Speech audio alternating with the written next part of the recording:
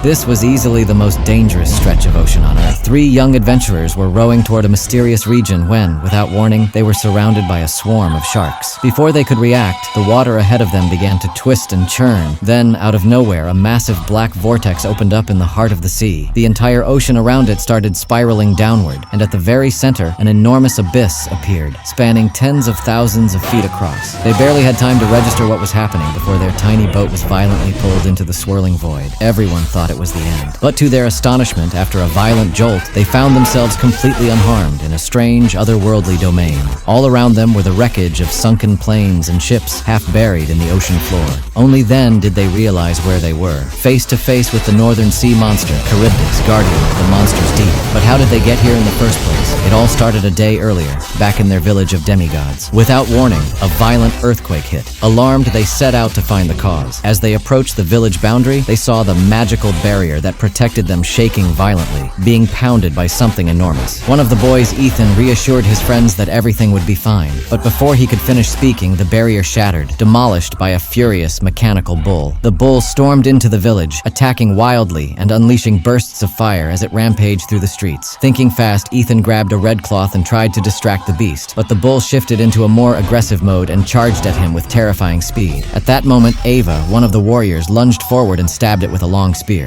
The bull barely flinched. With a single glance, it twisted and crushed the spear like it was nothing. Things were spiraling out of control. Then Lexa, the daughter of the war god, leapt onto the bull's back, bow drawn. Just as she was about to fire, the bull bucked violently and flung her through the air. Enraged, the bull turned to finish her off. Just then, Mason jumped in, grabbing the beast by its hind legs and holding it back with all his strength. Somehow, he managed to stop its charge for a moment. But just as hope began to flicker, the bull opened its jaws and spewed a blast of hellfire straight at it. Desperate, the others rallied. Lexa and the group collided into the bull, trying to knock it off course. It barely made a dent, but it bought Ethan a critical second. He hurled a chain around the bull's neck, trying to hold it down, but the beast was far too powerful. It dragged Ethan several feet before launching him into the air like a ragdoll, then tore through the battlefield, charging after him with unstoppable fury.